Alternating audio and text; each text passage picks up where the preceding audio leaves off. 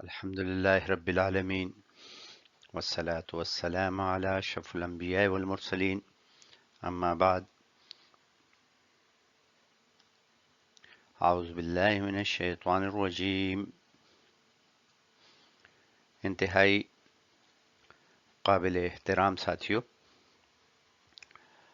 آج ہم اعوذ باللہ من الشیطان الرجیم کے معنی پر کچھ غور کریں گے، اس کی کچھ گرامر سمجھنے کی کوشش کریں گے اور اس کی اہمیت اسلامی تہذیب میں اور ایک اسلامی معاشرے میں اس کے کیا اثرات ہوتے ہیں اس پر بات کریں گے۔ قرآن پاک میں سورہ نحل کی آیت نمبر 98 میں اللہ تبارک و تعالیٰ کا ارشاد ہے فَإِذَا قَرَأْتَ الْقُرْآنَ فَاسْتَعِذْ بِاللَّهِ، جب تم قرآن پاک کی تلاوت شروع کرو تو اللہ کی پناہ میں آ جاؤ۔ اس کا مفہوم کیا ہے؟ در حقیقت شیطان نے روز ازل ہی میں اللہ تبارک و تعالیٰ سے یہ وعدہ کر لیا تھا کہ وہ قیامت تک آدم کی اولاد کو گمراہ کرے گا، اور اللہ تبارک و تعالیٰ نے اس کو مہلت دے دی، اور شیطان نے یہ کہا کہ میں تیرے بندوں کو صراط مستقیم سے بھٹکاؤں گا اور انہیں گمراہ کروں گا۔ تو اللہ تبارک و تعالیٰ نے کہا کہ جا، تجھے مہلت دے دی، لیکن میرے خالص بندوں پر تیرا کوئی بس نہیں چلے گا۔ قرآن پاک در حقیقت اللہ تبارک و تعالیٰ کے بنی نوع انسان پر انعامات میں سے سب سے بڑا انعام ہے، جو کہ رسول اللہ صلی اللہ علیہ وآلہ وسلم پر نازل ہوا، اور نبی اکرم صلی اللہ علیہ وآلہ وسلم کی زندگی قرآن پاک کی تفسیر ہے۔ جب قرآن پاک کی تلاوت انسان کرتا ہے اور اس کو سمجھنے کی کوشش کرتا ہے، اس کا مفہوم سمجھنے کی کوشش کرتا ہے، تو یہ وہ وقت ہے کہ شیطان کے لیے سب سے بڑی مشکلات پیدا ہو جاتی ہیں، کیونکہ یہ انسان جب قرآن پاک کی ہدایات پر عمل شروع کر دیتا ہے، جیسے کہ اللہ تبارک و تعالیٰ سے دعا کی تھی اہدنا الصراط المستقیم، اے اللہ ہمیں سیدھا راستے کی ہدایت دے دے، تو وہ سیدھا راستہ کیا ہے کہ جب اس ہدایت پر چلیں گے تو دنیا میں بھی کامیابی ملے گی اور آخرت میں بھی کامیابی ملے گی، اور اس طرح یہ شیطان مردود کی شکست ہے۔ اسی لیے چاہیے یہ کہ ہم اعوذ باللہ من الشیطان الرجیم صرف زبان سے ادا نہ کریں، بلکہ دل میں خواہش رکھیں اور عملاً یہ کوشش کریں کہ جب قرآن پاک پڑھتے ہیں تو شیطان کے گمراہ کن وسوسوں سے محفوظ رہیں اور بے جا غلط شکوک و شبہات میں مبتلا نہ ہوں۔ قرآن پاک کی ہر بات کو اس کی صحیح روشنی میں دیکھیں، یعنی سیرت طیبہ کی روشنی میں دیکھیں، اور اپنے خود ساختہ نظریات یا باہر سے حاصل کیے ہوئے تخیلات کی آمیزش سے قرآن کے الفاظ و معنی کو تبدیل نہ کریں، بلکہ جو معنی اللہ تبارک و تعالیٰ کی منشا کے خلاف ہوں ان کو رد کر دیں۔ اور اللہ تبارک و تعالیٰ کی منشا کے خلاف کون سے معنی ہوں گے؟ جو رسول اللہ صلی اللہ علیہ وآلہ وسلم کی سنت مطہرہ کے تابع نہیں ہوں گے، کیونکہ قرآن پاک کی اصل تفسیر تو رسول اللہ صلی اللہ علیہ وآلہ وسلم کی زندگی اور آپ صلی اللہ علیہ وآلہ وسلم کی سیرت طیبہ ہے، اور یہ وہ وقت ہے کہ جب شیطان حملہ کرے گا اور ابن آدم کو ہدایت نہیں حاصل کرنے دے گا۔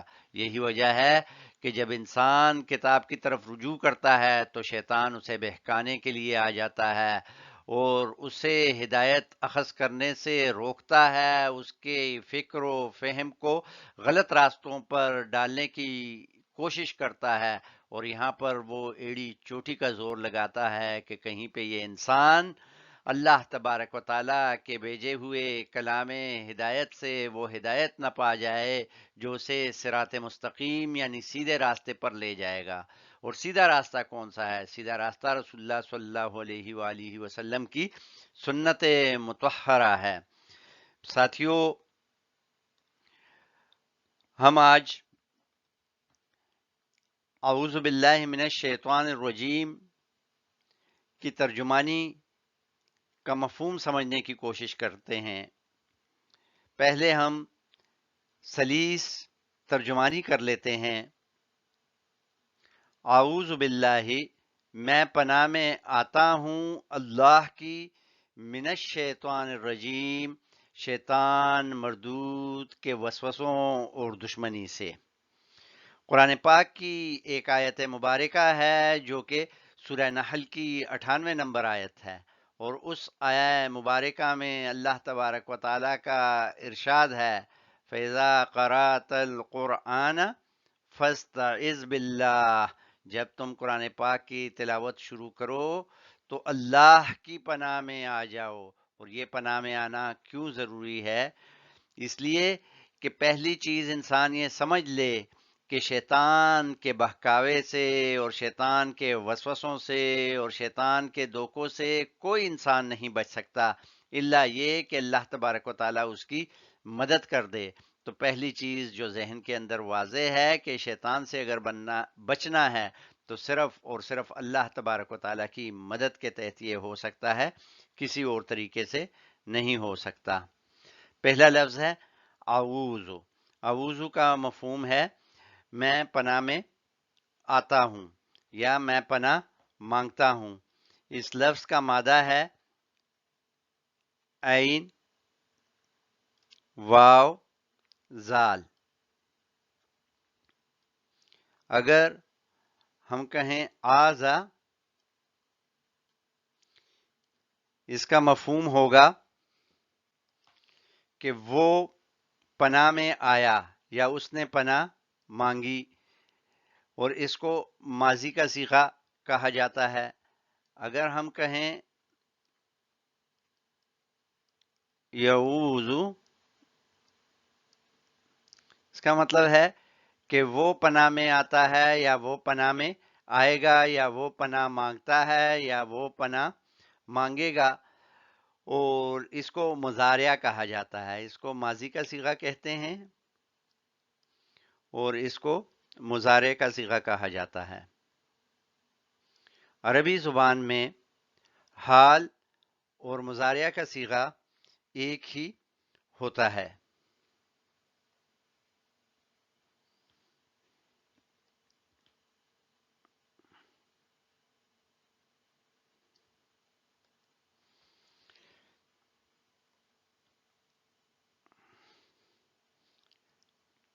جب ہم کہیں گے اعوذ تو اس کا مفہوم ہوگا میں پناہ مانگتا ہوں یا میں پناہ میں آتا ہوں، اور اگر کوئی خاتون پڑھے گی تو اس کا مفہوم ہوگا کہ میں پناہ میں آتی ہوں یا میں پناہ مانگتی ہوں۔ یہاں پر میں آپ لوگوں کو مشورہ دوں گا کہ مظفر علی خان صاحب نے گرامر کے بہت مفید لیکچرز یوٹیوب پر اپلوڈ کیے ہوئے ہیں۔ اگر آپ مظفر علی خان صاحب کے چینل پر چلے جائیں تو تفصیلی گرامر وہاں سے آپ حاصل کر سکتے ہیں۔ اس ویڈیو کی ڈسکرپشن میں نے کچھ اور لنکس دیے ہوئے ہیں جن کو اگر آپ وزٹ کریں تو وہاں پر آپ کو قرآن پاک کے بارے میں بہت ہی زیادہ اچھی لائبریریز مل جائیں گی۔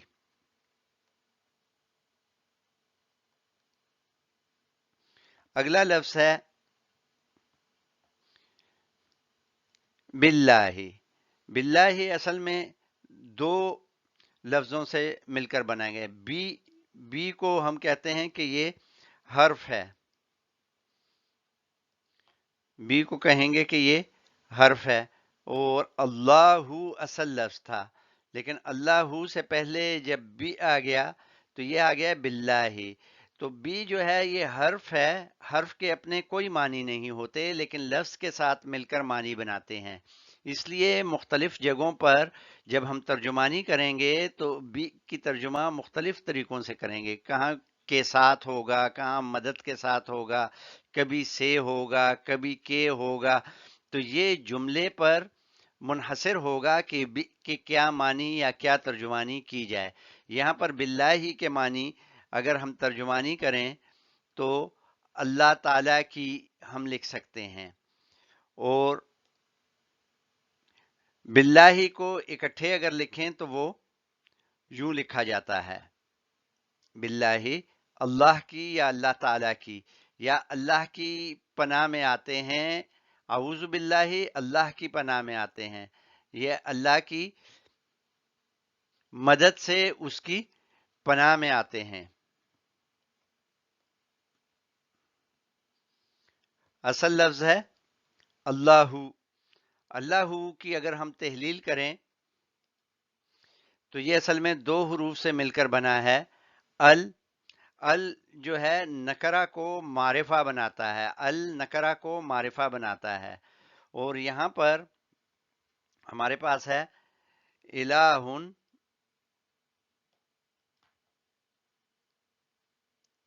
الہن کا مطلب ہوتا ہے معبود. معبود کے معنی ہوتے ہیں وہ جس کی عبادت کی جائے. تو یہ کوئی بھی معبود ہو سکتا ہے. اور اس طرح لوگوں نے مختلف معبود مختلف مذاہب میں بنائے ہوئے ہیں. پتھروں کے معبود ہیں, کسی انسانوں کو معبود بنا لیا ہوا ہے, حکومتوں کو بنا لیا ہوا ہے, نفسوں کو, معاشرے کو. یہ الہ مختلف قسموں میں موجود ہیں. لیکن جب ان کے ساتھ ال لگ جاتا ہے تو الہن کی بجائے یہ اللہ ہو بن جائے گا. اور اللہ ہو سے مطلب یہ ہے کہ حقیقی معبود, اور یہ اللہ تبارک و تعالیٰ کا حقیقی نام ہے. یہ اللہ تبارک و تعالیٰ کی ذات کا نام ہے, اور اس کا مطلب یہ ہے کہ حقیقی معبود. حقیقی معبود صرف اور صرف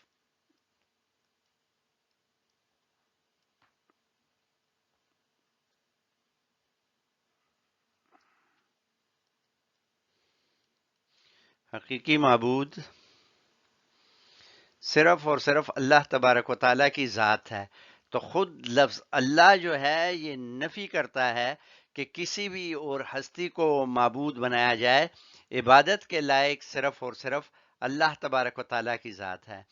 جب آخری حرف کے اوپر لفظ, اگر آخری لفظ پر حرکت جو ہے وہ دمہ ہو تو اسے ہم کہتے ہیں کہ یہ مرفوع ہے. اور مرفوع اس وقت ہوتی ہے کہ جب کوئی لفظ فاعل کے طور پہ استعمال ہوتا ہے. تو جب اس سے پہلے حرف جر آ جاتا ہے, جیسے جو ہے ایک حرف جر ہے, تو اس نے اللہ کو باللہ کر دیا ہے, اس لیے اعوذ باللہ. اب من ایک دوسرا حرف جر ہے, اور یہاں پر اس کی ٹرانسلیشن ہم کریں گے سے. اس کے مختلف معنی بھی ہو سکتے ہیں, لیکن اس وقت ہم سمجھ لیجئے کہ اس کی ترجمہ کریں گے سے. اس کے بعد جو لفظ استعمال ہوا ہے وہ ہے الشیطان. تو یہ لفظ اصل میں شیطانو تھا, الشیطانو, اور الشیطانو سے پہلے من آ گیا تو اس نے اسے کر دیا من الشیطانی. شیطان لفظ ہے اور شیطان نکرہ ہے. جب اس نکرہ کے ساتھ ال لگ جاتا ہے تو یہ بن جاتا ہے الشیطانو. الشیطانو, تو جب من اس کے ساتھ لگ گیا تو یہ آ گیا من الشیطانی. من الشیطانی, تو من الشیطانی کا مطلب ہوگا کہ شیطان سے. شیطان جو ہے یہ اس کے دو طریقے سے علماء نے معنی بتائے ہیں. ایک معنی تو یوں بن جاتے ہیں کہ اس کا مادہ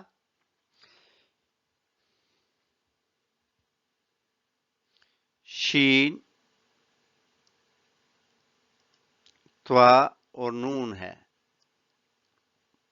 شتنا, اور شتنا سے شیطان بنا ہوا ہے, مبالغے کا صیغہ, اور اس کا مطلب ہے کہ دور ہو جانا, یعنی یہ اللہ کی رحمت سے دور ہو چکا ہے. اور جو دوسرا مادہ عموماً لوگ لیتے ہیں وہ ہے شین या त्वा, शैत्वा, और जिससे बन जाता है इसी से जब तफसील ली गई है तो इसका मतलब होता है भड़कने वाला। तो इसका फुलान के वजन के ऊपर शैतान बन जाता है, और जिसका मतलब है कि भड़का हुआ, आग शोला बन गया हुआ। गज़ो गज़ब की वजह से वो हर चीज को जलाने के लिए तैयार खड़ा हो गया हुआ है। तो ये इस मानी में भी आ जाते हैं। तो एक ये है कि अल्लाह की रहमत से दूर हो गया हुआ, और दूसरे मानी आएंगे कि ये गैज़ो गजब से भड़क चुका है, और असल में वो बना हुआ भी आग से है। तो इन दोनों मानों के ऊपर मुफस्सिरीन ने गुफ्तगू की है।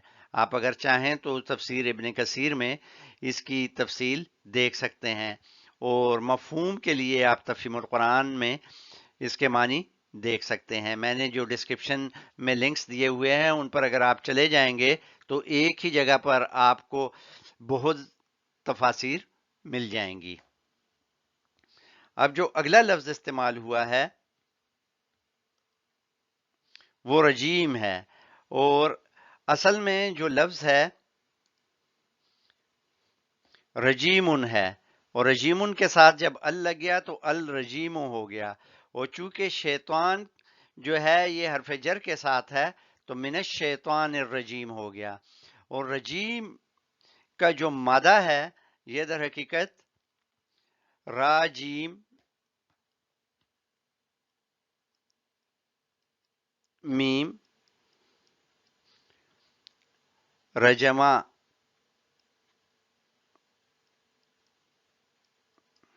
वो वो उसने संसार किया। यरजमो,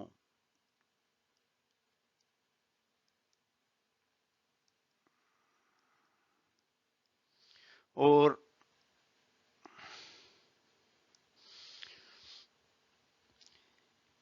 इसके फ़ईल के वजन पर इससे रजीम बना है। फ़ईल के वजन पे रजीम है, और रजीम का मफहूम ये होगा कि जिस पर मुस्तकिल संगबारी हो। मफूल फ़ईल जो है ये मफूल के माने में भी इस्तेमाल हो सकता है, बाज़ औक़ात मफूल के मानी में इस्तेमाल हो जाता है। तो इसलिए रजीम का मफहूम ये होगा कि जिस पर हमेशा संगबारी होती है, जिस पर हमेशा पत्थर बरसते रहते हैं, जिस पर हमेशा लानत बरसती रहती है, वो रजीम है। तो चूंकि शैतान हमारा अजली दुश्मन है, और अल्लाह तबारक व तआला का हुक्म है कि तुम भी उसको दुश्मन जानो, और दुश्मन के साथ जो सबसे बड़ी चीज होती है वो ये होता है कि दुश्मन के नुकसान से अपने आप को बचाना। और हम जो हैं चूंकि शैतान तो हमें नजर भी नहीं आता, और वो वसवसों के जरिए हम पर हमला हावर हो सकता है। वो हमें देख रहा है और हम उसे नहीं देख पाते। इसलिए हमें अल्लाह तबारक व तआला की मदद की जरूरत है कि उसकी पनाह में आ जाएं। और जब कोई भी इंसान अल्लाह की पनाह में आ जाता है तो फिर शैतान मरदूद उसका कुछ भी नहीं बिगाड़ सकता। अल्लाह तबारक व तआला मुझे और आपको अपने खालिस बंदों में शुमार कर ले, ताकि शैतान मरदूद हम पर हमलावर न हो सके। और चूंकि हम कुरान पाक की इब्तिदा कर रहे हैं और उसके मानी सीखने की कोशिश कर रहे हैं, तो ये वो वक्त है कि जब शैतान पर हम पर हमलावर होगा। तो इसलिए मुस्तकिल हमें अल्लाह तबारक व तआला का जिक्र करना चाहिए, और आऊज़ु बिल्लाहि मिनश शैतानिर रजीम का विर्द करना चाहिए कि उसके वसवसों से बचें। और हम इस कुरान पाक के लिए कुछ वक्त निकाल कर इसे समझने की कोशिश करें। मेरी आप लोगों से एक दरख्वास्त होगी कि जब ये वीडियो आप बार बार देख लें और आपको मानी की समझ आ जाए तो कम से कम 5 लोगों को ये मानी समझाएं, जिसमें सबसे पहले आपके घर वाले और फिर आपके दोस्त हैं। कि अपने रिश्तेदारों को, अपने खानदान वालों को, अपने घर वालों को इसके मानी समझाएं, और खुद समझें और दूसरों तक इसको पहुंचाएं। अब आप इसके तर्जुमा की खुद रवां तर्जुमे की कोशिश करके लिखें, और वीडियो को यहाँ पर रोक लें। जब एक दफ़ा आप तर्जुमा लिख लेंगे तो उसके बाद वीडियो को चलाकर देखें कि यहाँ पर क्या मानी है। میں اللہ کی پناہ مانگتا ہوں یا مانگتی ہوں شیطان مردود سے۔ اللہ تبارک و تعالیٰ مجھے اور آپ کو عمل کی توفیق عطا فرمائے اور اس کے معنی سمجھنے کی توفیق عطا فرمائے۔ اس گفتگو میں اگر کچھ غلطیاں ہو گئی ہیں تو اللہ تبارک و تعالیٰ معاف فرمائے، میرے ذہن سے بھی ان کو نکال دے اور آپ کے ذہن سے بھی ان کو نکال دے، اور اگر کوئی گفتگو ایسی کی ہے کہ وہ اللہ تبارک و تعالیٰ کی منشا تھی اور رسول اللہ صلی اللہ علیہ وآلہ وسلم کی سیرت طیبہ کے مطابق تھی، تو مجھے اور آپ کو اس پر عمل کی توفیق عطا کر دے۔ ایک دفعہ درود شریف پڑھ لیں۔ اللہم صلی علی سیدنا و مولانا محمد وعلی آل محمد کما صلیت علی ابراہیم وعلی آل ابراہیم انک حمید مجید۔